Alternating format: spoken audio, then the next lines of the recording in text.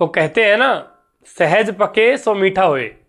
तो दोस्तों वीडियो चाहे 3 दिन बाद आ रही है, लेकिन मैकेनिकल इंजीनियरिंग के गेट के एग्जाम में जो भी एप्टीट्यूड के क्वेश्चन आए थे, आज हमारे पास वो सारे आ चुके हैं और हम सभी का सॉल्यूशन देखेंगे 1 बाय 1।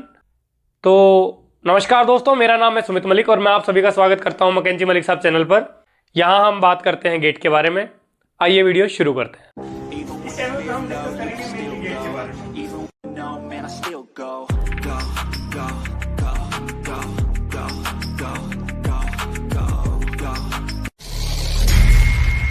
क्वेश्चन क्या है? फर्स्ट क्वेश्चन जो है वो सीरीज का क्वेश्चन है कि इसमें एक सर्कल दे रखा है और एक ट्रायंगल दे रखा है। सर्कल पहली बार में एक डाउन आ गया, सेकंड टाइम में एक और डाउन आ गया, थर्ड टाइम में एक और डाउन चला जाएगा। ऑब्वियस सी बात है, तो सर्कल हमारा आ जाएगा यहां पे, ठीक है। और ट्रायंगल पहली बार में यहां पे है, सेकंड बार में एक नीचे चला गया, थर्ड बार में और नीचे चला गया, ठीक है। सर्कल आ जाएगा यहां पे। तो जिस भी ऑप्शन में आपका ये वाला आंसर हो, आप उसको टिक कर दीजिएगा, ये इसका सही आंसर होगा। तो दोस्तों सेकंड क्वेश्चन की अगर बात करें तो सेकंड क्वेश्चन है हमारा log with base 2x plus log with base root 2x equal to 48, और इसमें आपको x की वैल्यू बतानी है। तो अगर यहां पे बात करें इस क्वेश्चन में, log की सिंपल सी दो प्रॉपर्टी लगेंगी। पहली प्रॉपर्टी क्या होगी? पहली प्रॉपर्टी होगी log with base a raise to power b x raise to power y, तो it will be equal to y by b log with base a x, ठीक है जी। तो आइए इसको अप्लाई करते हैं। तो ये हमारी प्रॉपर्टी यहां पे जब लगाएंगे तो हमें क्या पता है, यहां पे हो जाएगा log with base 2x plus ये 2 रेज़ टू पावर 1 बाय 2 है, और यहां पे हमारा x रेज़ टू पावर 1 है, तो 1 divide by 1 by 2 log of 2x equal to 48, और ये 1 डिवाइड बाय 1 बाय 2 है, तो ये हमारा 2 हो जाएगा।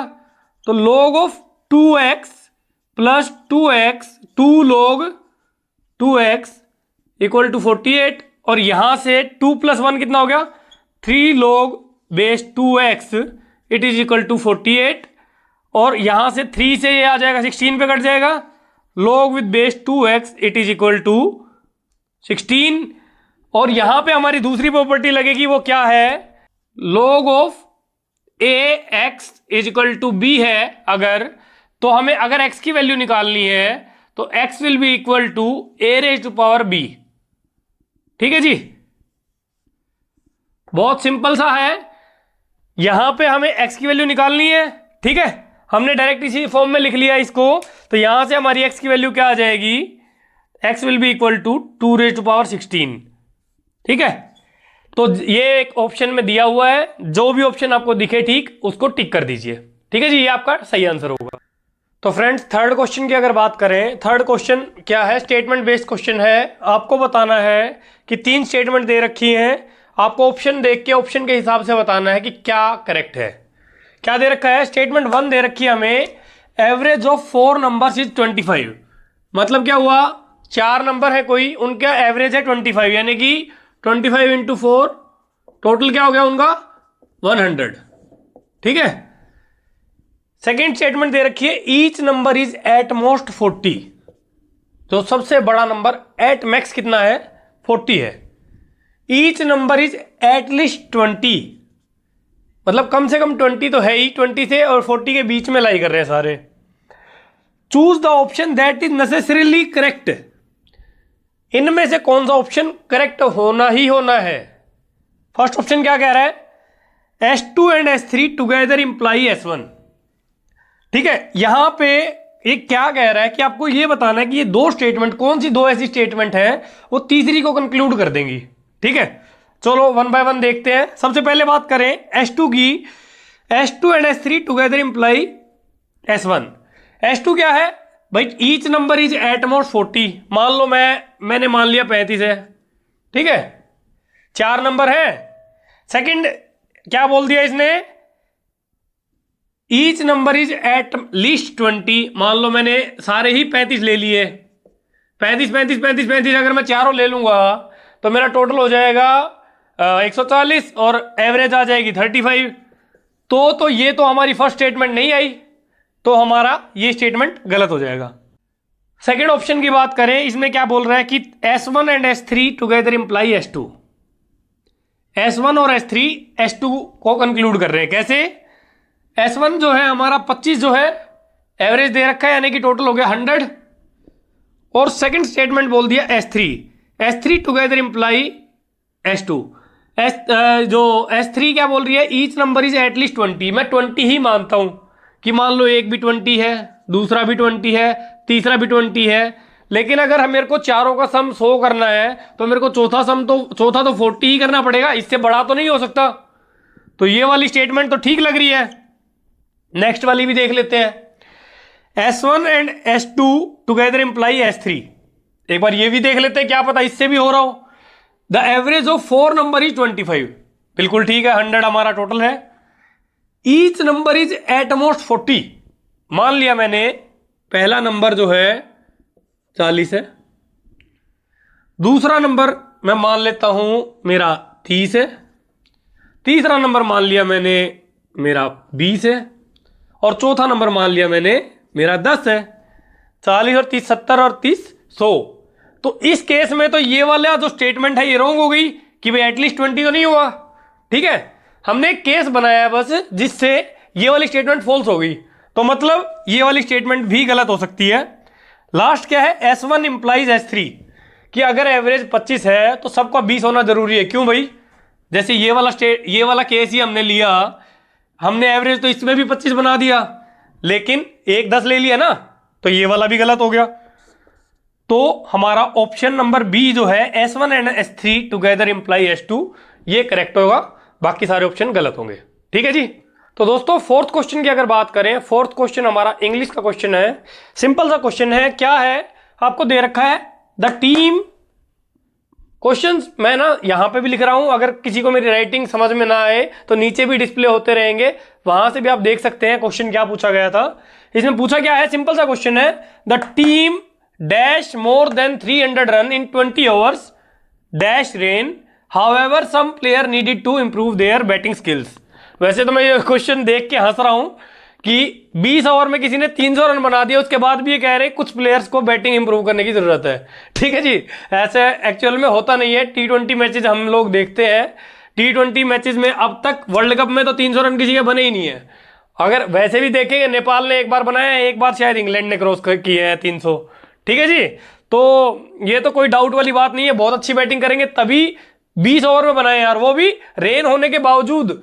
तो हमारा ये तो रन तो बहुत ज्यादा है। ठीक है जी, अब बात करते हैं ऑप्शंस की। टीम ने 300 से ज्यादा स्कोर किया, और वो मतलब कर चुके मतलब वो ऑलरेडी पास्ट टेंस हो गया। तो अगर ऑप्शन देखें, पहले इसमें स्कोरिंग है, इसमें स्कोरिंग है, इसमें स्कोर और इसमें स्कोर्ड है, तो यहां पे तो हमारा ऑप्शन देखते ही एलिमिनेट हो जाएंगे बाकी तीनों के तीनों। हमें दूसरा कुछ देखना ही नहीं है, क्योंकि ये ऑलरेडी हो चुका है इवेंट। ये इवेंट हो चुका है तो मतलब हमारा स्कोर्ड यानी पास्ट में चला गया है, तो the team scored more than 300 run आएगा। डिस्पाइट रेन भी आ सकता है, इन स्पाइट ऑफ आ सकता है, दोनों के दोनों करेक्ट होंगे, लेकिन डिस्पाइट दिया हुआ है तो हम डिस्पाइट पे जाएंगे, तो ये हमारा करेक्ट आंसर होगा। ठीक है जी। क्वेश्चन नंबर 5 की अगर बात करें, क्वेश्चन नंबर 5 जो है वो हमारा अगेन इंग्लिश का क्वेश्चन है, और अगेन स्टेटमेंट देख रखी है आपको, 2 नंबर का क्वेश्चन आया था। ये क्या बोल रहा है क्वेश्चन में, people are crowding around dash pit into which dash elephant has fallen. I have never seen elephant looking more bewildered dash miserable. Here it is in a most undignified position, thrust into a pit and made to look up dash a vast curiosity stricken crowd. ठीक है जी। अब अगर ध्यान से देखें, इसमें direct आपको question में ऑप्शन ही पुट करके देखने हैं। ऑप्शन पुट करेंगे आप, पहला ऑप्शन अगर देखें, एट, यहां पे अगर पुट करें people are crowding around at pit, तो वैसे नहीं क्लियर हो रहा, ये यहां पे यहीं पे गलत हो जा रहा है। अराउंड एट पिट तो होएगा ही नहीं, या तो ए पिट होगा या फिर ए पिट या दा पिट। ठीक है ना, अराउंड एट पिट तो गलत ही हो गया। ऊपर से अगर बाय द नेक्स्ट ऑप्शन भी देखें, यहां पे हमारा ए एलिफेंट नहीं होगा, एलिफेंट क्या है, वावल है, ई से शुरू हो रहा है, तो वहां पे हमारा अगर बात करें तो एन लगेगा। आर्टिकल अगर देखें तो यहां पे ए नहीं लगेगा, एन लगेगा। तो अगर आप सेकंड ऑप्शन देखें, इसको छोड़ देते हैं, ये वाला हमारा गलत ही हो जा रहा है। सेकंड ऑप्शन देखें तो हमारा people are crowding around a pit, ठीक है, into which an elephant has fallen. I have never seen elephant looking more bewildered and, ठीक है, and miserable, ठीक है, ये भी ठीक है. Here it is in a most undignified position, thrust into a pit and made to look up at a vast curiosity stricken crowd. तो option number B जो है हमारा वो करेक्ट हो जाएगा. बाकी ऑप्शन देखने की जरूरत भी नहीं है, आप डायरेक्ट यहां से देखेंगे, ये हमारा आंसर आ जाएगा. ठीक है जी. तो क्वेश्चन नंबर 6 की अगर बात करें तो क्वेश्चन नंबर 6 हमारा रीजनिंग का क्वेश्चन है. आपको क्वेश्चन नीचे डिस्प्ले भी हो रहा होगा. क्या है क्वेश्चन, क्या कह रहा है कि all the mangoes in the basket are good, कि बास्केट में सारे मैंगो अच्छे हैं. If the above statement is false, इस चीज पे ध्यान रखना है इस क्वेश्चन में कि if the above statement is false then which of the following is necessarily true. अगर ये स्टेटमेंट गलत है तो इनमें से कौन सा स्टेटमेंट ठीक होगा. अगर ध्यान से देखें क्या क्या रहा है इन स्टेटमेंट्स में, in the basket some of the mangoes are good and some are not good. ठीक है, यहां पे अगर इसने बोल दिया if the above statement is false, तो मतलब क्या हुआ कि all the mangoes in the basket are good. तो ये जरूरी थोड़ी है कि कुछ ठीक होंगे, क्या पता सारे के सारे ही खराब हों. तो हमारी ये स्टेटमेंट जो है गलत हो जाएगी. If all the some of the mangoes are good, ये वाली जरूरी थोड़ी है, हमने तो फॉल्स बोला है ना, तो हो सकता है सारे के सारे खराब हों. सेकंड अगर देखें no mango in the basket is good, ये भी कोई जरूरी नहीं है, क्या पता अगर 2-4 भी मैंगो ठीक हुए तो भी स्टेटमेंट तो गलत हो ही जाएगी ना. तो हमारा ये वाला ऑप्शन भी ठीक नहीं है. ठीक है, थर्ड ऑप्शन क्या कह रहा है, all the mangoes in the basket are not good, ये वाली चीज भी ट्रू नहीं है. कुछ ठीक हो सकते हैं, कुछ ठीक ना हो, ये चीज पॉसिबल है, तब भी हमारी ये स्टेटमेंट तो फॉल्स हो जाएगी. तो ये वाला भी ऑप्शन गलत है. लास्ट ऑप्शन क्या कह रहा है, there is at least one mango in the basket that is not good, ये वाली चीज ठीक है. क्या कह रहा है कि there is at least one mango in the basket that is not good, केवल अगर एक मैंगो भी अगर उसमें बास्केट में खराब है तो हमारी ये स्टेटमेंट फॉल्स हो जाएगी. तो हमारा ऑप्शन नंबर डी जो होगा ये करेक्ट होगा इसके लिए. ठीक है जी. तो फ्रेंड्स 7th क्वेश्चन की अगर बात करें, 7th क्वेश्चन क्या है, सिटिंग अरेंजमेंट का क्वेश्चन है. हमें दे रखा है क्वेश्चन, आपको नीचे डिस्प्ले हो रहा होगा, मैं भी पढ़ लेता हूं. तो क्वेश्चन क्या दे रखा है, Roman senator meritorious, his brother, his son and his daughter have varying oratory skill level. They are seated in rows and columns as shown in the figure with exactly one person sitting in each box. It is known that Meritorious की daughter और brother जो है वो same column में बैठे हैं, उसका सन diagonally बैठ रहा है along across the sibling of worst orator. The best and worst orator are seated in the same row. और बताना क्या है हमें, who is the best orator. ठीक है जी. तो आपको एक सीटिंग अरेंजमेंट दे रखा है कि 2 कॉलम है, 2 रो है. आपको मेरिटोरियस का दे रखा है, मेरिटोरियस को मैंने हर जगह एम लिख दिया है. तो अगर ध्यान से देखिए पहला क्या बोल दिया इसने कि मेरिटोरियस का की डॉटर, मैं इसको सपोज कर लेता हूं डी है, इसका ब्रदर को मैं बी लिख देता हूं, ठीक है, और इसके सन को मैं एस लिख देता हूं और इसको एम लिख देंगे. तो अगर बात करें, इसने क्या बोला है, मेरिटोरियस के डॉटर है और इसका ब्रदर है, वो दोनों के दोनों एक ही कॉलम में है. मैं यहाँ पे डॉटर ले रहा हूं, यहां पे ब्रदर ले रहा हूं. ठीक है, अब इसने क्या बोला सेकंड वाली स्टेटमेंट में कि his son is seated diagonally across the sibling of the worst orator. Worst orator का जो सिबलिंग है, इसका जो सन है वो क्या है, इसका सन किसके साथ बैठा है, is seated diagonally across the sibling of the worst orator. तो यहां से हमारा ये आएगा वर्स्ट ओरेटर,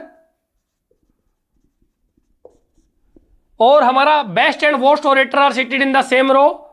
जो बचा मेरिटोरियस, ये हमारा आ जाएगा, you can say best orator. ठीक है जी.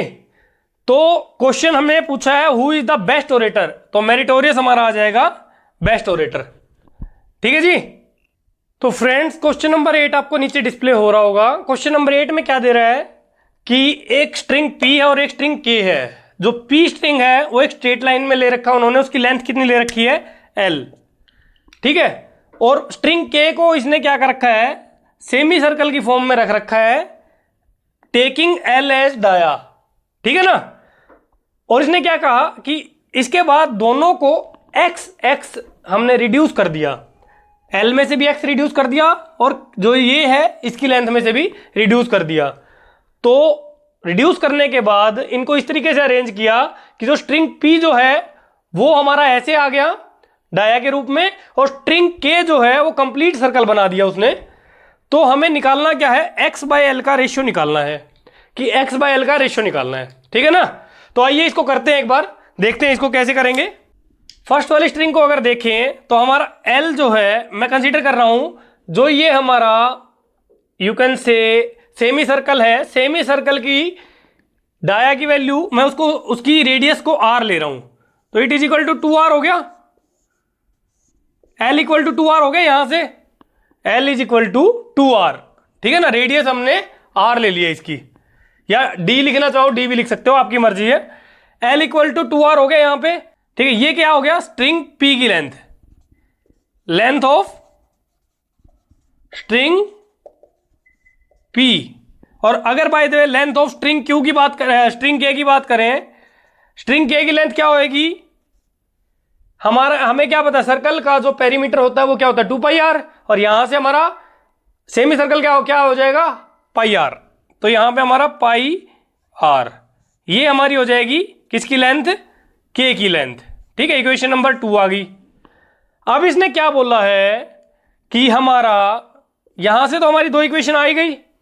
अगर हम बात करें, जब शॉर्ट कर दिया l में से हमने x माइनस कर दिया, ठीक है, l माइनस एक्स जो है ये अब किसके इक्वल हो गया, l minus x it is equal to, अब जो है इसके डाया के हाफ के इक्वल हो गया। अगर हम बात करें, मान लो इसकी रेडियस हमारी r थी, ठीक है, ये r मान रहे हैं अगर, तो ये मान लेते हैं हम r1 मान लेते हैं, r1, ठीक है। तो l माइनस एक्स हमारा क्या हो जाएगा यहां पे 2r1, ठीक है। इक्वेशन नंबर 3 आ गया यहां पे। फोर्थ इक्वेशन क्या आ जाएगी हमारी, जो हमारा के स्ट्रिंग है इसकी लेंथ कितनी है πr, और उसमें से रिड्यूस कर दिया हमने x, तो ये किसके इक्वल आ गया, यहां पे ये आ गया किस चीज के, 2πr के इक्वल आ गया, 2πr1, ठीक है ना। तो यहां पे इक्वेशन नंबर 4 आ गई। इक्वेशन 3 और 4 को अगर डिवाइड करेंगे, यहां से डायरेक्ट आप देख सकते हैं, मैं ऊपर वाला मिटा दे रहा हूं, ठीक है, ऊपर वाला मिटा दे रहा हूं। इक्वेशन नंबर 1 2 3 4 हमारे पास आ गई है। तो यहां पे अगर इक्वेशन 3 और 4 को डिवाइड कर देंगे, डिवाइडिंग इक्वेशन 3 बाय 4, तो हमारा l minus x divided by πr minus x it is equal to 2r1 divided by 2πr1, ठीक है जी। यहां से अगर देखेंगे आप, r1 से r1 कैंसिल हो गया, 2 से 2 कैंसिल हो गया, ये आ गया 1/π, ठीक है। ये क्या है, इधर पाई जाके मल्टीप्लाई हो जाएगा, ये हो जाएगा πl minus x pi, it will be equal to, ये इस तरफ जाएगा πr माइनस एक्स। हमें इक्वेशन में क्या क्या चाहिए, हमें इक्वेशन में चाहिए केवल l और x, जो अननोन है l और x चाहिए हमें, बट हमारे साथ क्या आ रहा है, r भी आ रहा है, तो r को हम यहां से हटा देंगे। r हमारा क्या है, l/2 है, इक्वेशन नंबर 1 से पता चल रहा है, तो r की जगह l/2 रख देंगे यहां पे, πl minus x pi is equal to, ये हमारा हो जाएगा πl/2 माइनस एक्स, ठीक है जी। x को एक तरफ ले लो, l को एक तरफ ले लो, दोनों को डिवाइड करेंगे, हमारा आंसर आ जाएगा। मैं ये मिटा दे रहा हूं नीचे वाला, ठीक है जी, मैं ये मिटा दे रहा हूं नीचे वाला। यहां से अगर देखेंगे तो मैं l वाले फैक्टर एक साइड में ले रहा हूं और x वाले एक तरफ ले रहा हूं। यहां पे x नेगेटिव है, इस तरफ आएगा पॉजिटिव हो जाएगा, तो x minus x pi it will be equal to πl/2 minus πl, ठीक है जी। यहां पे हमारा आ जाएगा x into 1 minus pi, it will be equal to, ये क्या आ जाएगा pi L minus pi L by two minus pi L, ये हो जाएगा माइनस का पाई एल बाय टू। ठीक है, यहां तक आपका क्लियर होगा। एल को हम इधर ले जाएंगे, बाकी को उधर ले जाएंगे। एक्स बाय एल जो आएगा यहां से वो क्या आ जाएगा, पाई divided by two into one minus pi, ये नेगेटिव आ जाएगा। ठीक है, और नेगेटिव को अंदर मल्टीप्लाई करेंगे तो हमारा पॉजिटिव हो जाएगा। तो हमारा एक्स बाय एल क्या आ जाएगा, pi divide by two into pi minus L, pi minus one. ठीक है, हमारा एक्स बाय एल की वैल्यू क्या आ जाएगी, x by L it will be equal to pi divided by two into pi minus one, ये हमारा आ जाएगा आंसर।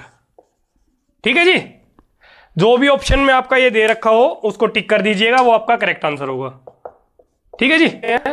नाइन्थ क्वेश्चन की अगर बात करें, नाइन्थ क्वेश्चन हमारा क्या दे रखा है, आपको नीचे डिस्प्ले हो रहा होगा पूरा question.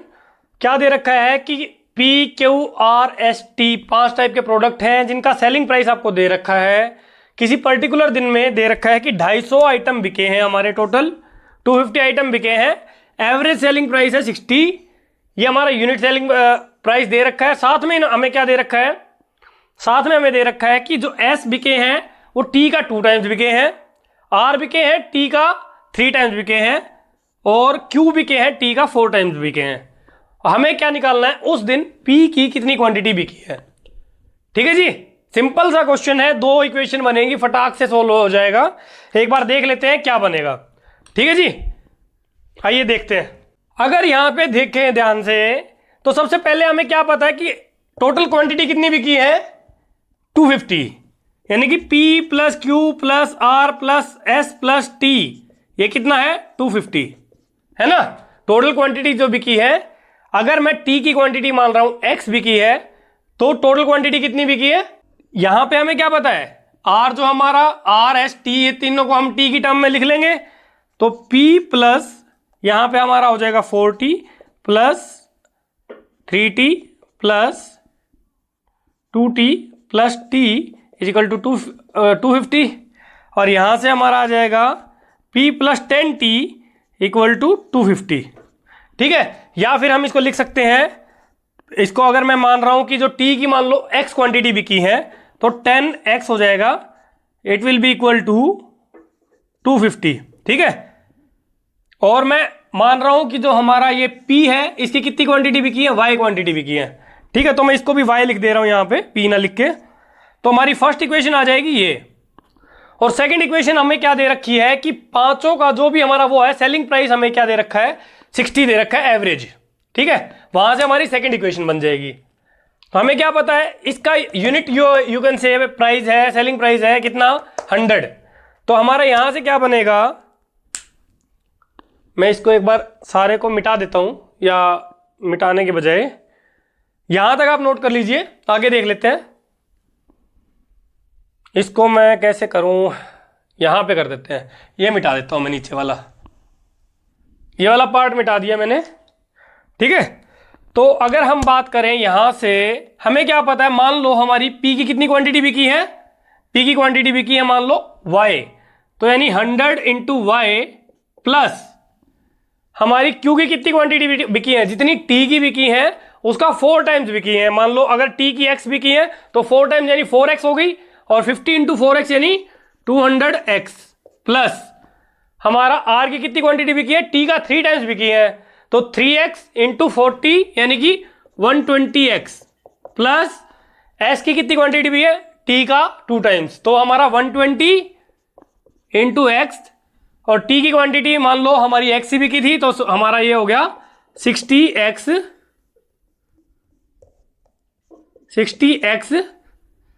It is equal to, हमारी टोटल क्वांटिटी कितनी बिकी है 250 इंटू हमारा एवरेज प्राइस कितना है 60। ठीक है, तो ये हमारा आ जाएगी यहां से सेकंड इक्वेशन। एक इक्वेशन ये है, एक इक्वेशन ये है, दोनों के अंदर क्या है, एक एक हमारा, यानी 2 ही हमारे अननोन है, डायरेक्टली निकल जाएगा यहां से।